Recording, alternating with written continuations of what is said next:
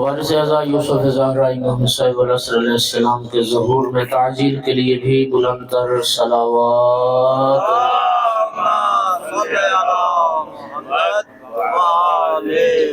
اعوذ باللہ من الشیطان اللعین الرجیم بسم اللہ الرحمن الرحیم الحمدللہ رب العالمین والعاقبۃ للمتقین والجنة للمؤمنين والنار للمنافقين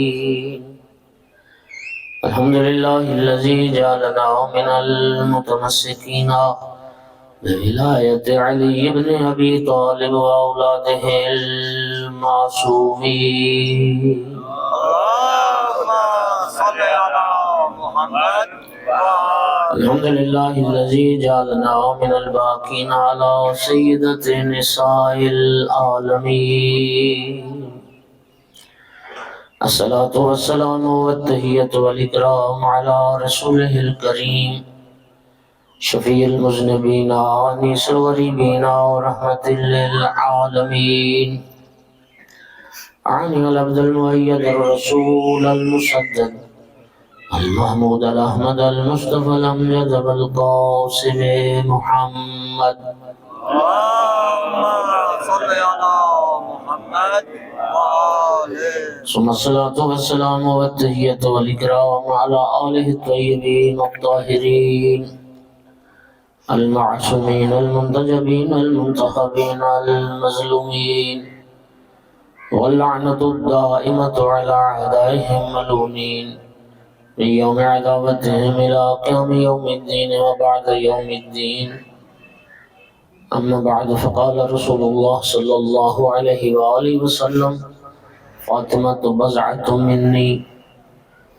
فمن سرها فقد سرني ومن سرني فقد سر الله ومن آذاها فقد آذاني ومن آذاني فقد آذى الله صلوات پڑھیے سارے حضرات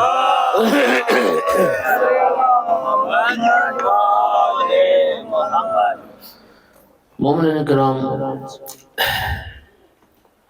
جناب صدیقہ کبریٰ حضرت فاطمہ الزہرا صلوات اللہ علیہا کی شان مقام اتنا بلند و بالا ہے کہ بی بی پاک صلوات اللہ علیہا ایک راز الہی ہے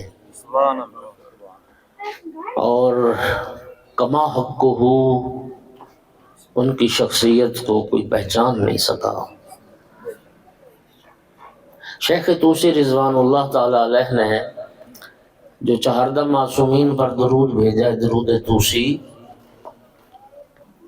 اس میں بی بی پاک صلوات اللہ علیہ کی ذات پر جو درود بھیجا ہے اس میں ایک لفظ استعمال کیا، اللہم صلی وسلم علی المجہولۃ قدرہ، میرا اللہ اس ہستی پر درود و سلام بھیج جس کی قدر و منزلت کو کسی نے نہیں پہچانا اور نہ کسی کے بس کی بات ہے کہ سیدہ طاہرہ صلوات اللہ علیہ کی اس قدر و منزلت کو، حقیقی مقام کو کوئی پہچان سکے۔ چھٹے امام جعفر صادق علیہ السلام، صلوات پڑھو سارے حضرات۔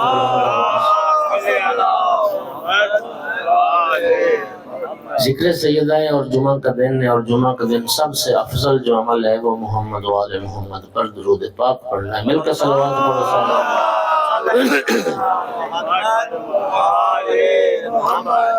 امام علیہ السلام نے نام مبارک فاطمہ سلام اللہ علیہ کی ایک جو وجہ تسمیہ بیان فرمائی۔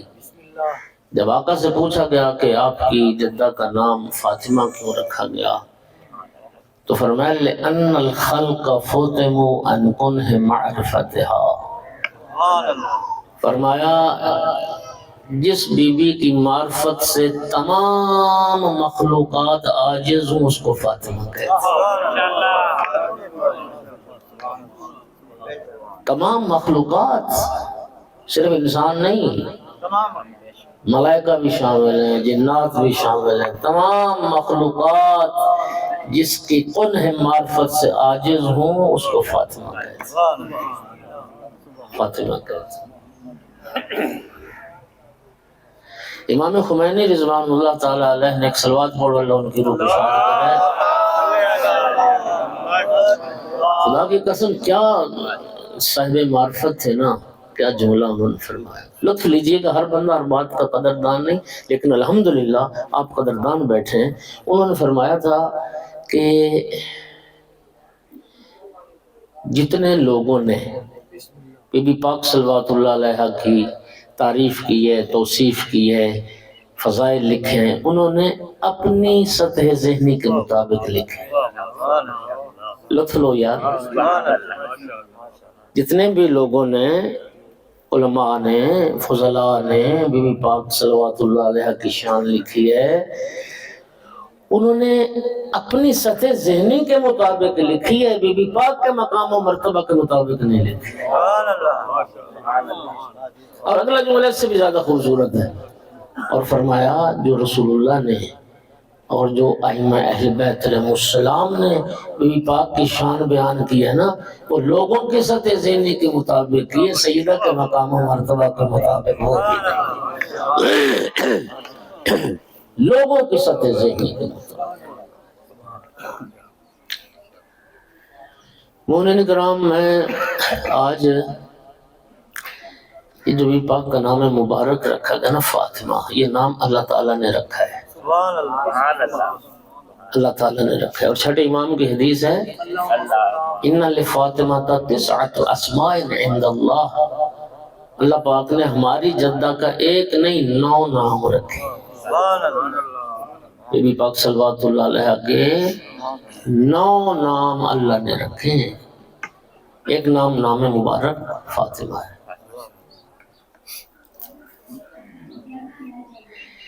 اس فاطمہ نام کی پیغمبر اکرم صلی اللہ علیہ وآلہ وسلم نے بھی اور آل رسول نے بھی اس نام کی وجہ بتائی ہے کہ یہ نام کیوں رکھا گیا بی بی پاک کا. اور اس میں 6-7 احادیث ہیں. ایک حدیث یہ ہے، ایک پہلے میں بتا چکا ہوں کہ کائنات جس کی کنہ معرفت سے عاجز ہو اسے فاطمہ کہتے ہیں. ایک حدیث میں امام صادق علیہ السلام سے جب پوچھا گیا کہ آپ کی جدہ کا نام مبارک فاطمہ سلام اللہ علیہ کیوں رکھا گیا، فرمایا لِأَنَّهَا فُطِمَتْ مِنَ الطَّمْسِ. توجہ، یہ نبی کریم نے بھی فرمایا ہے، فرمایا جس بی بی کو اللہ تعالیٰ نے ان عوارض سے پاک رکھا ہو جن میں دنیا کی عورتیں مبتلا ہوتی ہیں،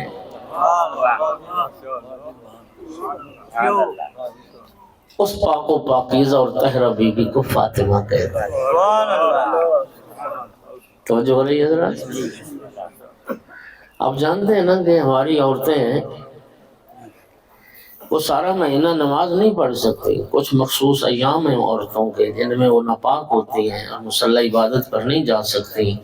ان ایام میں نماز بھی نہیں پڑھ سکتی اور ان ایام میں روزہ بھی نہیں رکھ سکتی. نماز اور روزے کا ایک فرق ہے، ان دنوں میں جو نماز رہ جائے اس کی قضا واجب ہے. جو روزہ، معذرت چاہتا ہوں، جو نماز رہ جائے ان ایام میں جو نماز نہیں پڑھ سکتی اس کی قضا واجب نہیں ہے، لیکن ان ایام میں جو روزے قضا ہو جائیں گے ان کی قضا واجب ہے.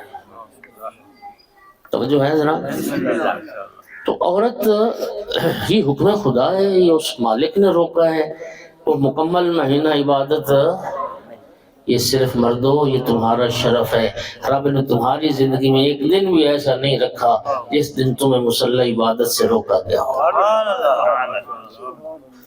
اب ناراض نہ ہو تو میں ایک جملہ کہنا ضرور ہے. میں نے عورتوں کی تو شرعی مجبوری، خود اللہ پاک نے روک دیا کہ ان ایام میں نماز نہ پڑھیں، میری عبادت نہ کریں، مصلی پر نہ آئیں. ٹھیک ہے، اور جو مرد ہو کے مصلی عبادت پر نہیں آتا، جو مرد ہو کے نماز نہیں پڑھتا، اس کو کون سی بیماری لگی ہوئی؟ تیرا شرف عورت کے مقابلے میں یہی تو ہے. اور جو نماز نہیں نہ پڑھتا اس کو جو بیماری لگی ہوئی نا، اس بیماری کا نام ہے غفلت، اس بیماری کا نام ہے بے دینی، اس بیماری کا نام ہے بے حیائی، اس بیماری کا نام ہے بے غیرتی. یہ شرف ہے مرد کا کہ خداوند عالم نے اپنی عبادت سے کبھی بھی اس کو روکا نہیں۔ اور مومنین اب یہ شرف سمجھو سیدہ طاہرہ صلوات اللہ علیہا کا، اب آسان کر کے معنی کرنے لگا ہوں۔ فاطمہ اس بی بی کو کہتے ہیں جس کی ولادت سے شہادت تک ایک لمحے کے لیے بھی مصلی عبادت سے روکا نہ جائے، خدا کے حضور حاضر ہونے میں جس کو روکا نہ جائے۔ امام انس بن مالک جو ہیں اور صحابی رسول، معذرت چاہتے امام مالک کی بات نہیں کریں، صحابی رسول وہ روایت کرتے ہیں کہ میری ماں نے روایت کیا کہ بنت پیغمبر جو تھیں وہ اتنی پاک و پاکیزہ تھی کہ جن چیزوں میں عورتیں مبتلا ہوتی ہیں وہ ان چیزوں سے پاک تھی۔ توجہ ہو رہی ہے حضرات؟ اور نبی کریم نے فرمایا تھا میری بیٹی ان عوارض سے طیبہ طاہرہ ہے، ہی الحوراء الانسیہ، اس لیے کہ میری بیٹی فاطمہ حور ہے، میری بیٹی فاطمہ حور ہے۔ اور اسی بی بی کو بطول کہتے ہیں، بطول طیبہ طاہرہ بھی۔ اور خداوند عالم نے قرآن مجید میں بھی اور پیغمبر اکرم نے اپنی احادیث میں بھی اس گھرانے کی طہارت کو بار بار بیان کیا۔ پتہ نہیں لوگوں نے اتنی تاکید پیغمبر نے فرمائی، احادیث، انسان حیران ہوتا ہے۔ اور پھر بھی پتہ نہیں لوگوں نے اہل بیت کے مقابلے میں کیوں کردار گھڑ لیے۔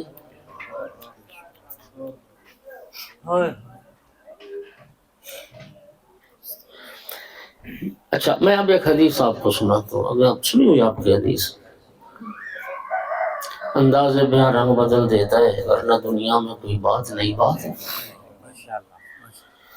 جس طرح قرآن پاک کی آیات بعض ناموں سے شہرت رکھتی ہیں، آپ سارے جانتے ہو، آیت مباہلہ، آیت مودت، آیت تطہیر، اسی طرح نبی کریم کی بعض احادیث بعض ناموں سے شہرت رکھتی ہیں، حدیث غدیر، حدیث ثقلین، حدیث منزلت، ہے نا؟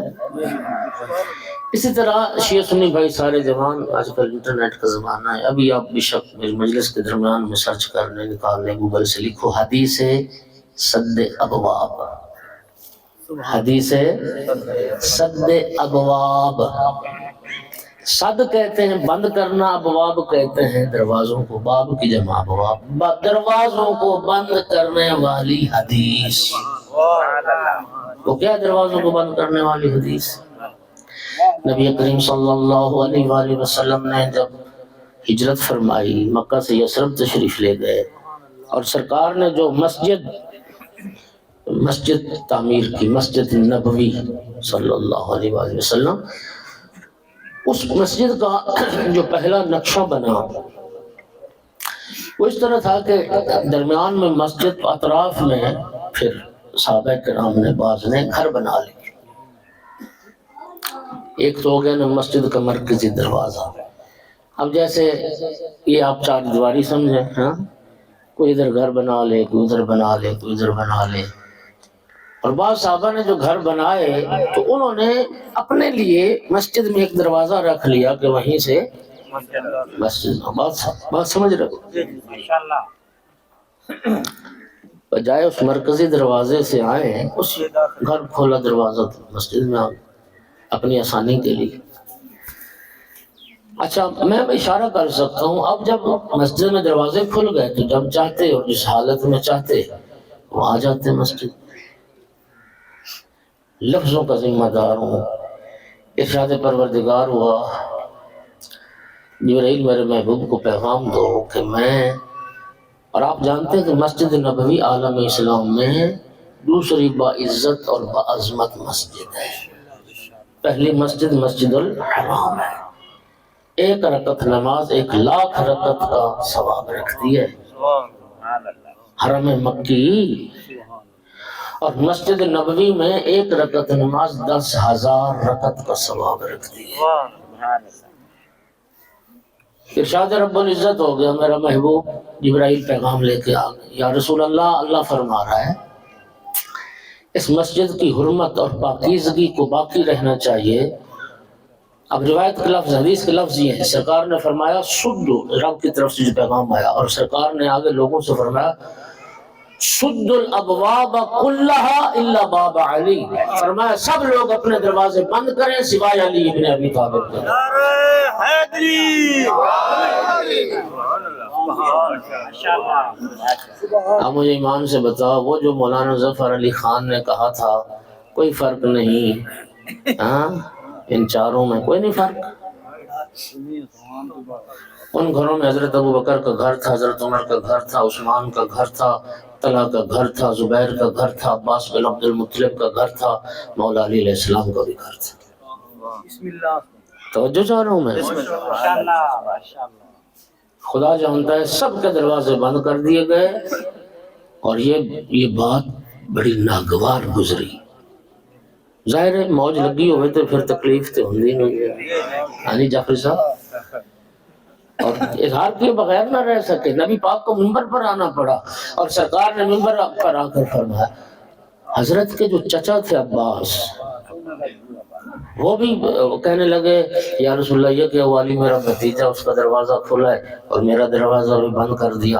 سرکار کو منبر پر آنا پڑا، اور نبی کریم نے فرمایا تم لوگوں کی باتیں مجھ تک پہنچ رہی ہیں، میں ایک وضاحت کر رہا ہوں، یاد رکھو کہ میں نے اپنی مرضی سے نہ کسی کا دروازہ بند کیا ہے، اور نہ میں نے اپنی مرضی سے کسی کا دروازہ کھلا رکھا ہے۔ جن کے بند کرنے کا اللہ نے حکم دیا وہ بند کر دیے، اور جس دروازہ کے کھلا رکھنے کا اللہ نے حکم دیا وہ کھلا رکھا۔ اور یاد رکھو علی ابن ابی طالب کا دروازہ بند ہو بھی نہیں سکتا، اس لیے کہ علم کا دروازہ ہے، علم کے دروازے کبھی بند نہیں۔ اب مجھے ایمان سے بتائیں، اللہ پاک نے، نبی پاک نے باقی دروازے بند کروا کر اور مولا امیر علیہ السلام کے گھر کا دروازہ کھلا رکھ کر کائنات کو یہ فرق بتا دیا کہ اس گھر میں رہنے والے افراد اتنے طیب و طاہر اور اتنے پاک و پاکیزہ ہیں، جب چاہیں اور جس حالت میں چاہیں انہیں اللہ کے گھر میں آنے سے کوئی روک نہیں سکتا۔ صلوات پڑھ دو اس طیب و طاہر گھرانے کی۔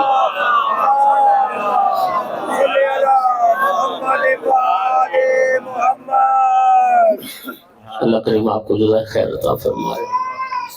تو یہ طیب و طاہر گھرانہ ہے، یہ پاک گھرانہ ہے، یہ سب عصمت کا گھرانہ ہے، یہ سب معصوم ہستیاں ہیں۔ توجہ ہو رہی میرے بھائیوں؟ تو بطول ہے بی بی پاک، لقب بطول، بطول اسی بی بی کو کہتے ہیں۔ نماز عصر کا وقت تھا، 15 رمضان المبارک، تو لو یار 15 رمضان المبارک نماز عصر کا وقت تھا، امام حسن علیہ السلام کی ولادت باسعادت ہوئی، اور کنیز روایت کرتی دوسرے لمحے ہم نے دیکھا سیدہ طاہرہ مصلی عبادت پر نماز عصر نماز عصر کا۔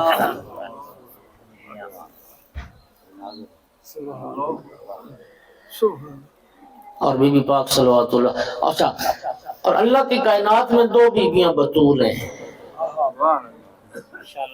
2 بیویاں بطول ہیں، جناب مریم سلام اللہ علیہا اور حضرت زہرا صلوات اللہ علیہا۔ صلوات پڑھو اس بی بی پاک۔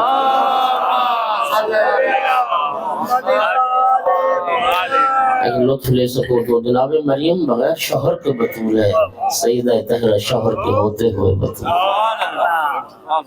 یہ دونوں بیویاں ہیں جن کی اللہ پاک نے طہارت اور پاکیزگی کو بیان کیا ہے۔ یار خدا کے لیے مقابلہ کرواتے ہو کس بنیاد پر؟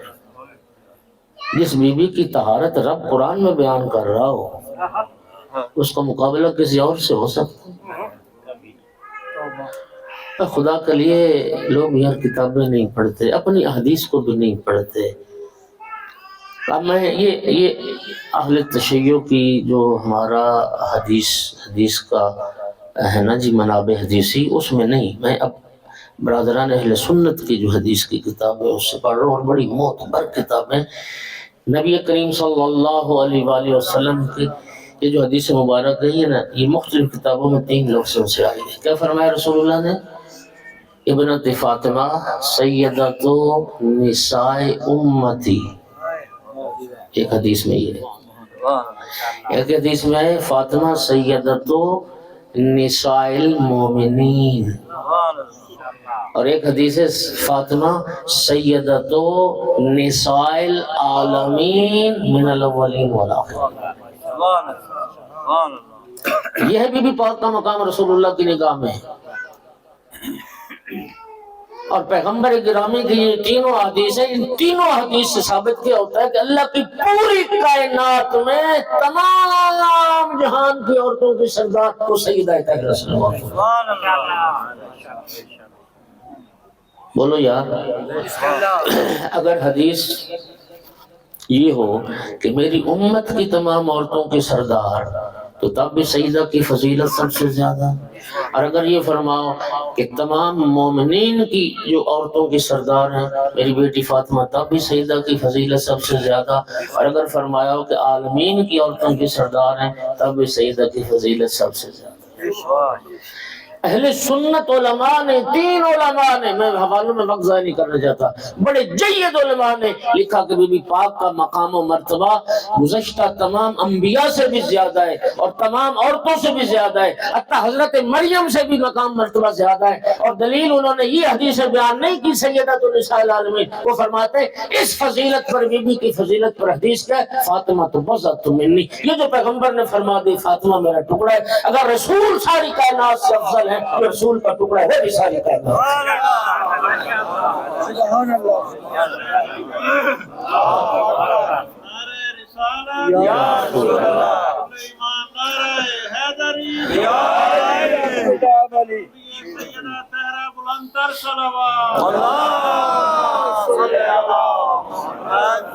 یہ مزہ ہے، یہ حصہ ہے رسول اللہ کا۔ اب مجھے بتائیں، اگر کل ساری کائنات سے افضل ہے تو اس کل کا جسے رسول نے جز قرار دیا وہ بھی ساری کائنات سے افضل ہے، اس میں کوئی ہے دوسری رائے؟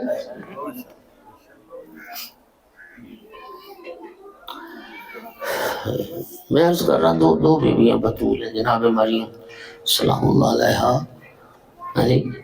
اور دیکھیے ان دونوں بیویوں کے لیے قرآن میں آیت آئی ہے۔ علامہ علی نقی کی بڑی خوبصورت بات ہے، وہ فرماتے ہیں کہ قرآن پاک میں 3 آیات تطہیر ہیں۔ اچھا، یہ آپ کو تھوڑا سا عجیب لگے گا کہ ہم نے تو ہمیشہ ایک ہی آیت تطہیر سنی ہے، تو 3 آیات تطہیر۔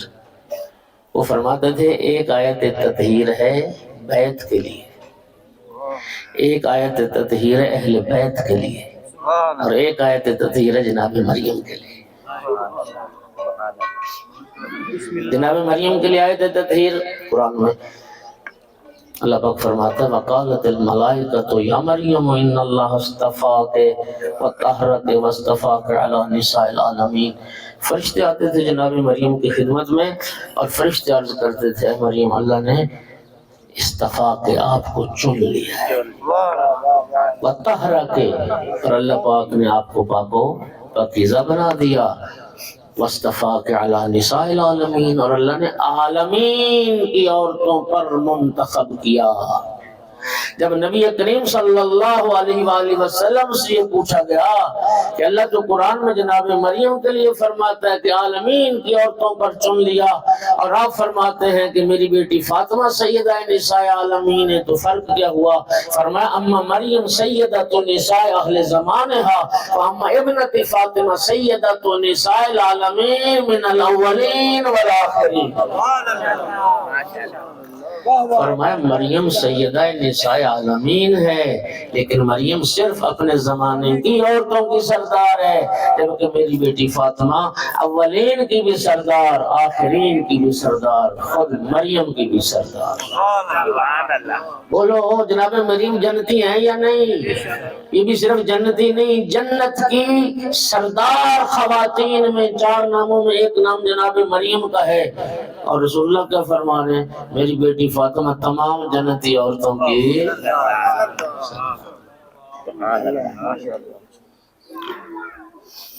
تو قرآن پاک میں ایک آیت تطہیر ہے بیت کے لیے، یہ جناب مریم کے لیے آیت تطہیر۔ اچھا پہلے میں اسی تھوڑی سی بات کروں۔ جناب مریم سلام اللہ علیہ کی جب طہارت کا اللہ پاک نے تذکرہ کیا نا، تو ایک بار لفظ طہارت استعمال ہوا ہے طہرا کے، اور یہ فعل ماضی کا صیغہ ہے، اللہ نے آپ کو پاک بنا دیا۔ لیکن جب بی بی پاک صلوات اللہ علیہ کی طہارت کا تذکرہ ہوا، اہل بیت کے لیے جو آیت تطہیر ہے وہ ہر مومن کے دل پر نقش ہے۔ انما یرید اللہ لیذھب عنکم الرجس اہل البیت ویطہرکم تطہیرا۔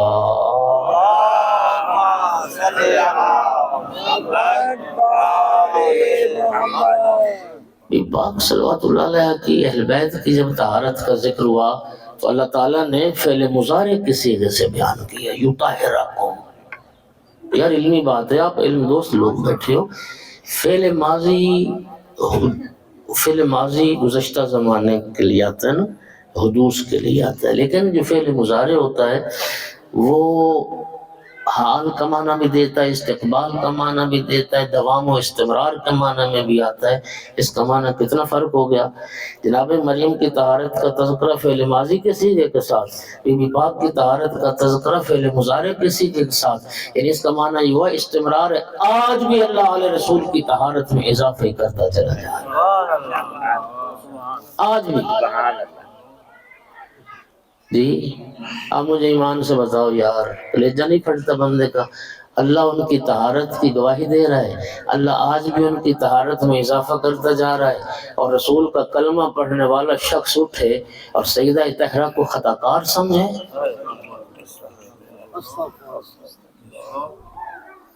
خدا ان کی طہارت کی گواہی دے رہا ہے۔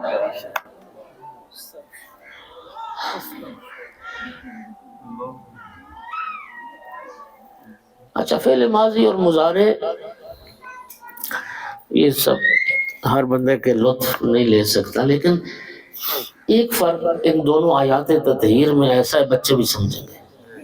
وہ کیا ہے کہ جناب مریم کی جب طہارت کا تذکرہ ہوا تو ایک بار لفظ طہارت آیا طہرا کے، اور جناب سیدہ صلوات اللہ علیہ کی جب طہارت کا تذکرہ ہوا تو دو بار لفظ طہارت آئی، یطہرکم بھی تطہیرا بھی۔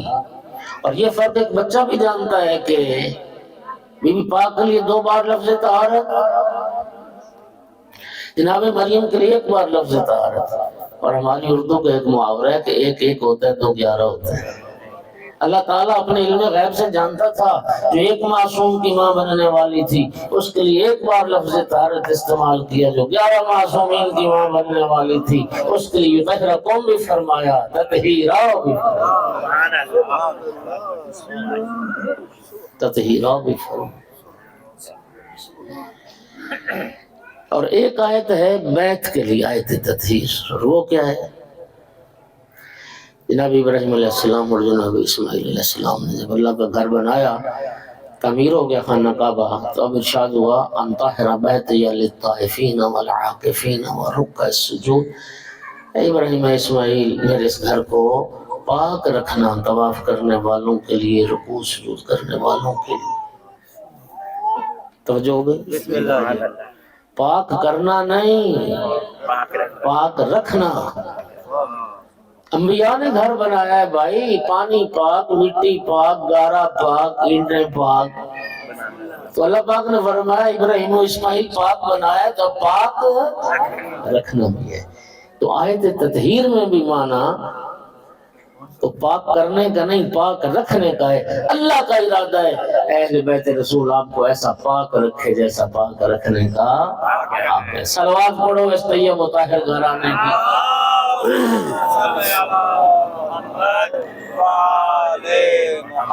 گھبرا تو نہیں رہے حضرات؟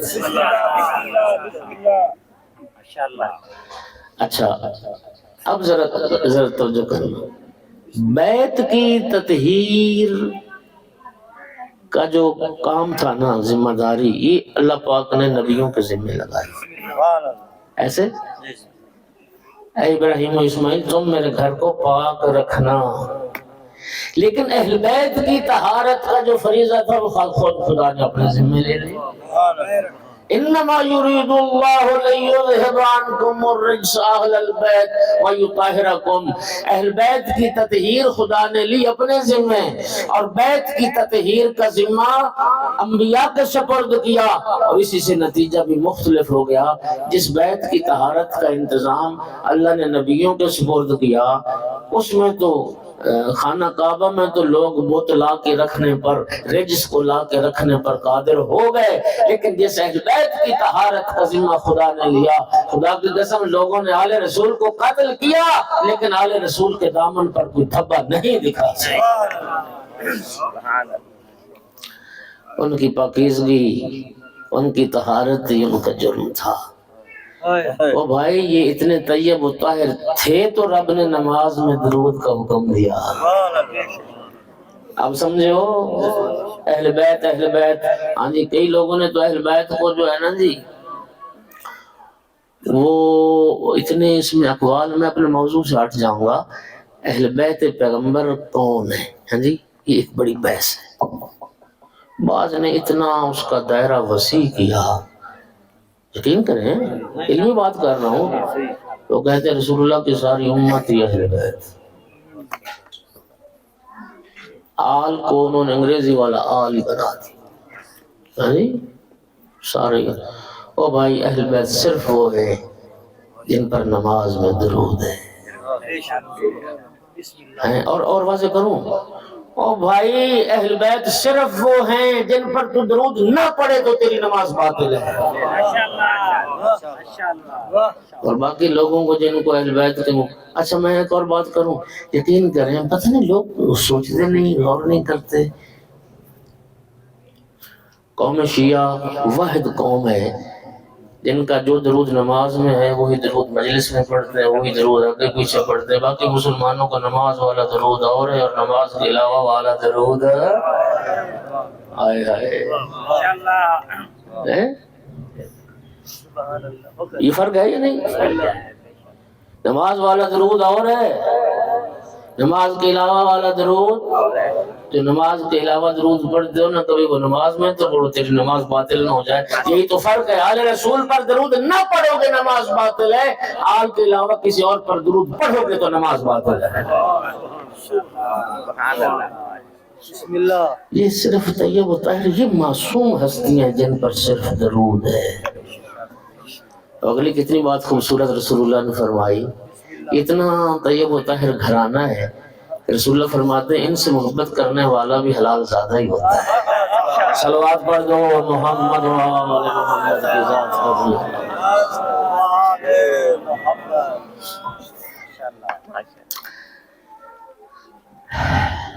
دونوں بطول بیوی ہیں۔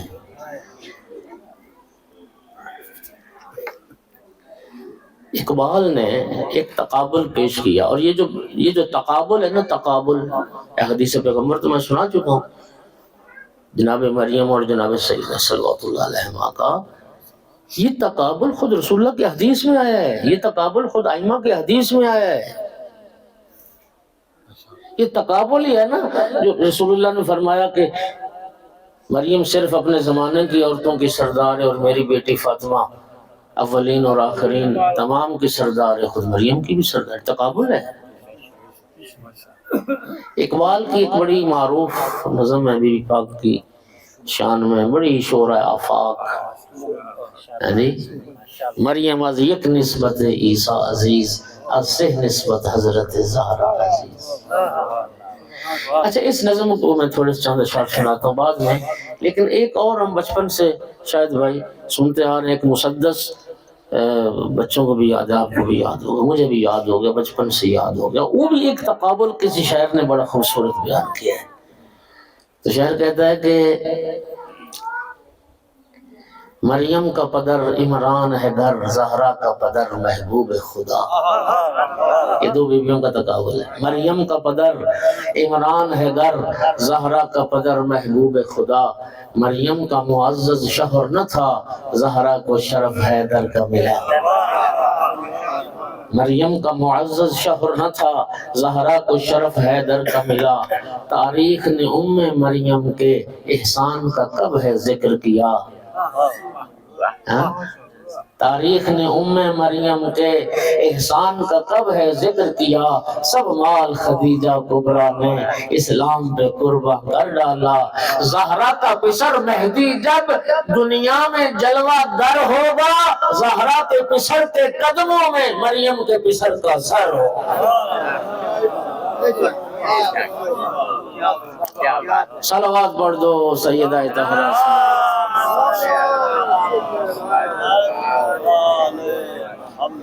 اور اقبال نے جو نظم کہی، مریم از، فارسی کی نظم ہے، مریم از یک نسبت عیسیٰ عزیز، از سہ نسبت حضرت زہرا عزیز۔ اقبال کہتا ہے دونوں بڑی عزت والی بیوی ہیں۔ جناب مریم سلام اللہ علیہ کے معزز اور صاحب عزت ہونے کی ایک جہت، ایک نسبت سے معزز ہیں، اور وہ کیا ہے کہ حضرت عیسیٰ علیہ السلام کی ماں ہیں۔ از ایک نسبت عیسیٰ عزیز، جناب عیسیٰ علیہ السلام کی وجہ سے عزت ہے کہ وہ کلمت اللہ کی ماں ہے، روح اللہ کی ماں ہے۔ از سے نسبت حضرت زہرا عزیز، اور بی بی پاک صلوات اللہ علیہ کے صاحب عزت ہونے کی تین جہات ہیں، تین نسبتیں ہیں معزز ہونے کی۔ پہلی، نور چشم رحمت للعالمین، امام اولین و آخرین۔ اللہ نے جنہیں اولین اور آخرین کا امام بنایا، اللہ نے جنہیں عالمین کے لیے رحمت بنا کے بھیجا ہے، اس کی آنکھوں کا نور فاطمہ زہرا۔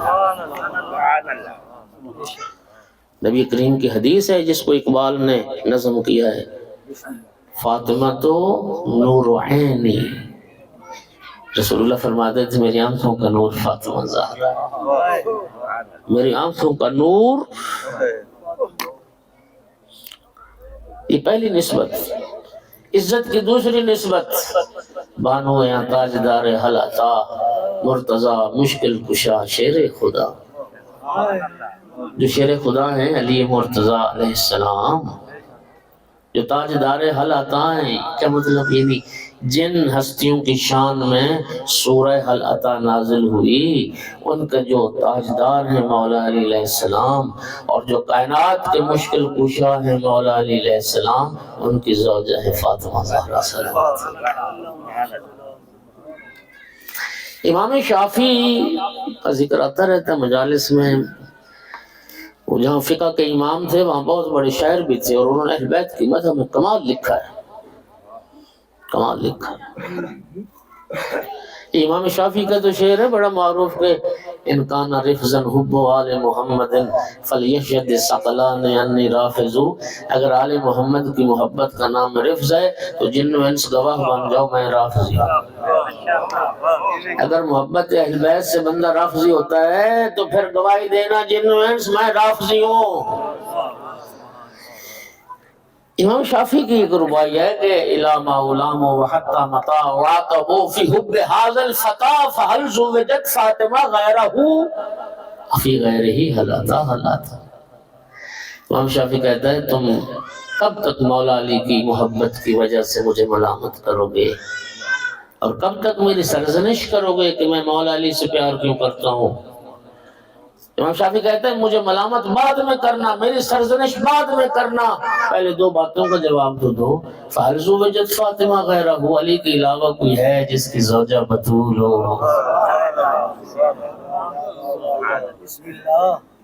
او بھائی یہ تو رسول اللہ کی حدیث ہے، شیعہ سنی سب نے لکھا۔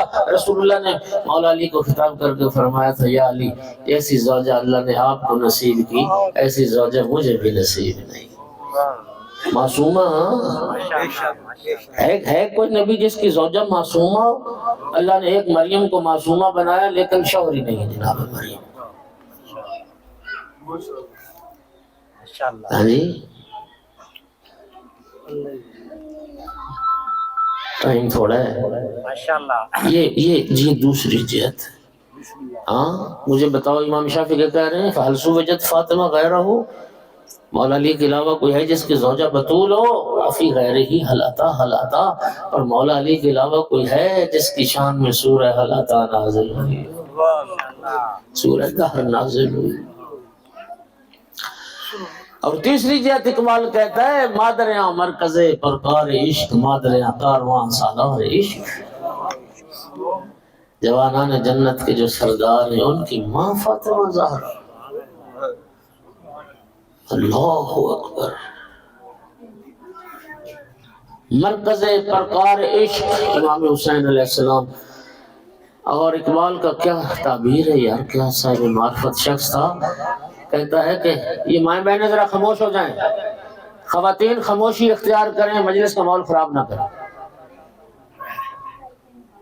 بھائی خاموش ہو جاؤ، خاموش ہو جاؤ۔ مادریاں کارواں سالار عشق، اقبال کہتا ہے وہ جو چھوٹا سا قافلہ کربلا کی طرف رواں دواں ہے وہ عشق کا قافلہ ہے، اور اس قافلہ عشق کے جو سالار ہیں امام حسین علیہ السلام، ان کی ماں فاطمہ زہرا سبحان اللہ۔ کربلا سرزمین عشق ہے، عشق الہی کی سرزمین ہے۔ ایک صاحب معرفت نے کہا تھا رکعتان فی العشق لا یصح وضوءہما الا بالدم۔ ایک صاحب معرفت نے کہا تھا عشق کی نماز کا وضو پانی سے نہیں ہوتا، عشق کی نماز کا وضو خون سے کرنا پڑتا ہے۔ کربلا وہ عشق الہی کی سرزمین ہے جہاں اللہ کے عاشقوں نے اپنے خون سے وضو کر کے رب کی نماز کو ادا کیا۔ اس لیے تو قیامت تک ہر زائر پڑھے گا اشہد انکم قد اقمتم الصلاۃ وآتیتم الزکوٰۃ۔ اے کربلا والو آپ پر سلام ہو جنہوں نے نماز کو قائم کر دیا اور جنہوں نے زکوٰۃ کو ادا کر دیا۔ اور جو مقطع ہے نا، مقطع، اس نظم کے آخری اشعار دو شعر سنو۔ اقبال کہتا ہے رشتہ آئین حق زنجیر پاست، پاس فرمان جناب مصطفیٰ است۔ کہتا ہے کہ دین اسلام نے میرے پاؤں میں زنجیر باندھ دی ہے، مجھے جکڑ دیا ہے، اور رسول اللہ صلی اللہ علیہ وآلہ وسلم کے فرمان نے مجھے پابند کر دیا ہے۔ وہ کیا زنجیر اسلام نے باندھ دی، وہ کیا فرمان رسالت ہے جس کا اقبال پاس کر رہا ہے۔ دین اسلام نے یہ زنجیر باندھ دی کہ اللہ کے غیر کو سجدہ جائز نہیں، سجدہ صرف اللہ کی ذات کے لیے ہے، اور فرمان رسالت بھی یہی ہے کہ اللہ کے غیر کو سجدہ جائز نہیں ہے۔ اگر یہ دین حق کا فیصلہ نہ ہوتا اور پھر پیغمبر کا فرمان نہ ہوتا تو میں کیا کرتا، پھر یہ زنجیر نہ ہوتی تو میں کیا کرتا، ورنہ گردے تربتش گردیدمی سجدہ برخا کی اوپاشیدمی، میں قبر زہرا پہ طواف کرتا اور میں اپنے سجدے قبر زہرا پر نثار کرتا۔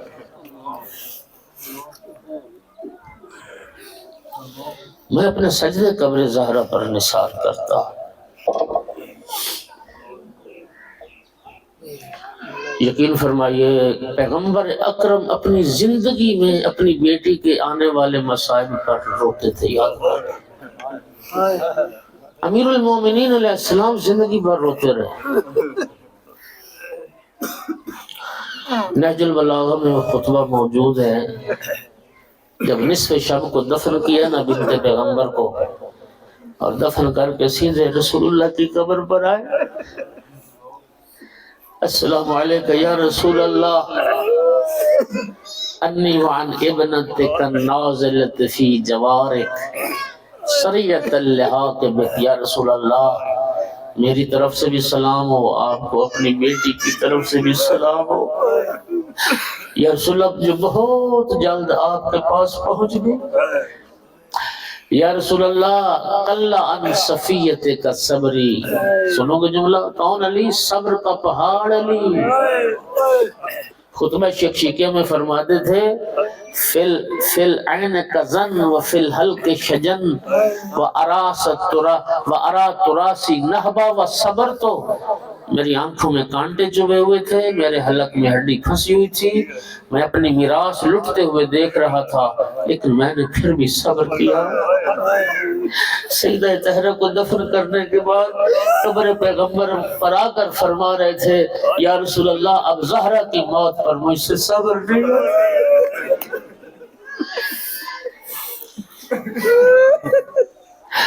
اگلے جملے سنو گے؟ یا رسول اللہ، جو امانت آپ میرے حوالے کر کے گئے تھے، جب شادی ہوئی تھی نا بی بی پاک کے ساتھ مولا علی کی، تو نبی پاک نے بی بی پاک کا ہاتھ مولا علی کے ہاتھ میں دیا تھا اور فرمایا تھا یا علی میری بیٹی فاطمہ تیرے پاس امانت ہے، یا علی میری امانت کا بہت خیال رکھنا۔ میرے پیغمبر پر فرما رہے تھے یا رسول اللہ لقد استرجعت المدیۃ واخذت الرہینہ فاختلست الزہرا، یا رسول اللہ جو امانت میرے حوالے کر کے گئے تھے وہ امانت مجھ سے چھین لی گئی، یا رسول اللہ زہرا کو زبردستی مجھ سے جدا کر لیا گیا۔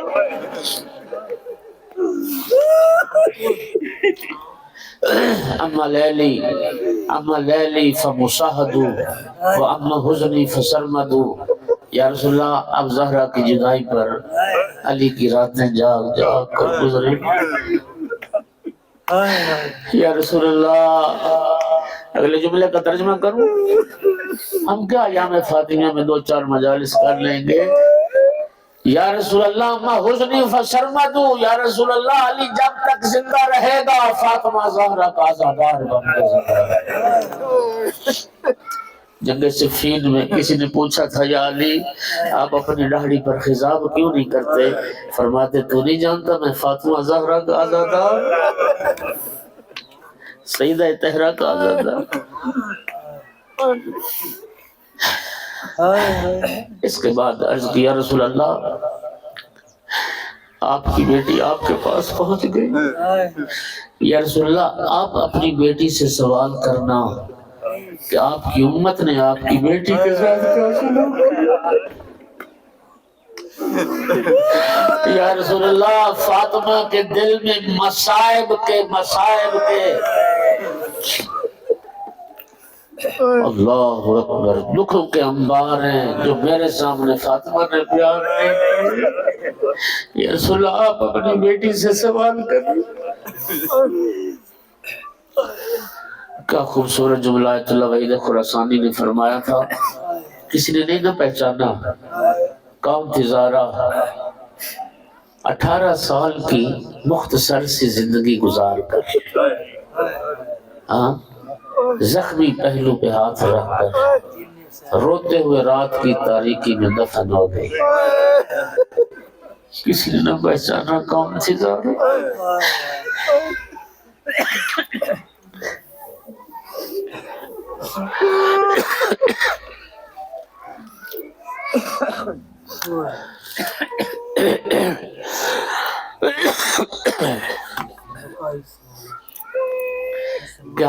قیامت کا جب دن آئے گا نا، ویس کاظمی صاحب نے بھی وہی جملہ پڑھا، یہ جو قیامت کا دن ہے نا یہ سیدہ کے تعارف کا دن،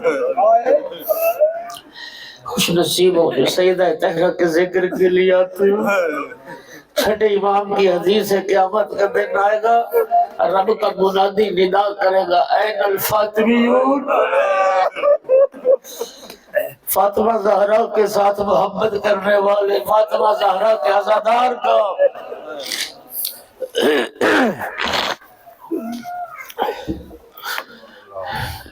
جب آیا نا شہادت کا دن، بیٹوں سے فرمایا بیٹوں جاؤ نانا کی قبر پر میری شفائی امی کے لیے دعا کرو۔ شہزادے نانا کی قبر پر آئے تو آ کر کہے نانا ہماری ماں بیمار ہے، ہماری ماں زخمی ہے، ہم دعا کرنے آئے ہیں اللہ ہماری ماں کو شفا دے۔ آپ دعا کریں اللہ ہماری ماں کو شفا دے۔ دعا کرتے کرتے آنکھ لگی، یہ بعض حقیقتوں کے اظہار کے لیے ایک کیفیت ہے جو طاری کر دی جاتی ہے۔ اسی کیفیت میں رسول اللہ کو دیکھا، پیغمبر رو رہے تھے اور رو کے فرما رہے تھے بیٹو واپس چلے جاؤ تمہاری ماں مر گئی، تم یتیم ہو۔ شہزادے روتے ہوئے گھر آئے، امام حسن علیہ السلام ماں کے جنازے سے لپٹ کے بیان کرتے تھے یا اماں کلمینی انا ابنک الحسن قبل ان تفارق روحی جسدی، اماں میں تیرا حسن آیا ہوں، اماں مجھ سے بات کر قبل اس کے کہ میری روح پرواز کر لے۔ امام حسین علیہ السلام ماں کے قدموں سے لپٹ کے روتے تھے، یا اماں کلے بیجی نبر کے حسین، اماں مجھ سے بات کر میں تیرا حسین آیا ہوں قبل اس کے کہ میرا جگر پھٹ جائے۔ جناب اسما نے عرض کی شہزادو تمہارے بابا مسجد میں ہیں، جاؤ بابا کو ماں کے مرنے کی اطلاع تو کرو۔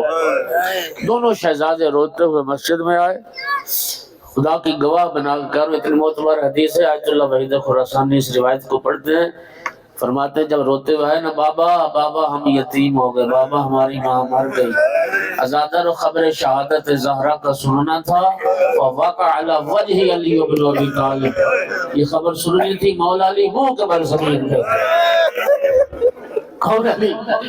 کون علی جس کو بدر و احد میں کوئی نہ گرا سکا، کون علی جس کو خیبر و خندق میں کوئی نہ گرا سکا، خبر شہادت زہرا کا اتنا اثر ہوا، مولا بھی روتے روتے منہ کے بل زمین پہ گرے، بے ہوش ہوئے، چہرے پہ پانی چھڑکا، علی ہوش میں آئے، اور جب گھر آئے نا بطول کے جنازے پر ایک کھڑے ہو کے ایک بیان کیا، كنت اتعزى بك يا بنت رسول اللہ فبمن العزاء بعدك يا بنت رسول اللہ، اے بنت پیغمبر تو علی کو تسلیاں دیتی تھی، اے رسول زادی تو علی کو سہارا دیتی تھی، بتا تیرے بعد علی کو تسلیاں کون دے گا، تیرے بعد علی کو سہارا کون دے گا۔ اجرکم علی اللہ۔ سیدہ طاہرہ کا وصیت نامہ جو بی بی کے سرحانے موجود تھا، دو جملے اس وصیت نامے کے سن لو۔ اس میں بی بی کی وصیت کے چند جملے یہ تھے، یا ابا الحسن غسلنی باللیل وکفنی باللیل وحرزنی باللیل وصلی علی ودفنی باللیل، یا علی رات کی تاریکی میں مجھے غسل دینا، رات کی تاریکی میں کفن پہنا، رات کی تاریکی میں غنود کرنا، اور رات کی تاریکی میں جنازہ پڑھ کے مجھے دفن کر دینا، فلا تعلمنی یہدا، اور یا علی میرے مرنے کی کسی کو اطلاع بھی نہ دینا، اور یا علی جن لوگوں نے مجھے دکھ دیے، جنہوں نے میرا حق غصب کیا، انہیں میرے جنازے میں شرکت کی اجازت نہ دی۔ اجرکم علی اللہ۔ آخری جملہ سیدہ کی وصیت کے مطابق غسل ملا، کفن ملا، نصف شب کا وقت ہے، اولاد سیدہ رو رہی تھی، مولا علی فرماتے تھے بیٹو تمہاری ماں کی وصیت ہے کہ میری شہادت کی خبر لوگوں تو پتہ نہ چلے، فرمایا بیٹو بلند آواز سے گریہ نہ کرو، رونے کی آواز گھر سے باہر نہ جائے، ازادر لفظوں کا ذمہ دار ہوں، اولاد امیر المومنین آستین میں منہ میں لے کر روتے تھے تاکہ رونے کی آواز گھر سے باہر۔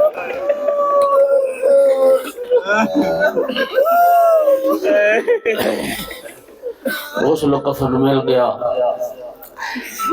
صحن خانہ میں سیدہ کا جنازہ رکھا اور فرمایا اولاد کو یا حسن یا حسین یا زینب یا ام کلثوم حلم تزودوا من امکم، آؤ میری اولاد ماں کا آخری دیدار کرو، اس کے بعد ملاقات قیامت کو ہوگی۔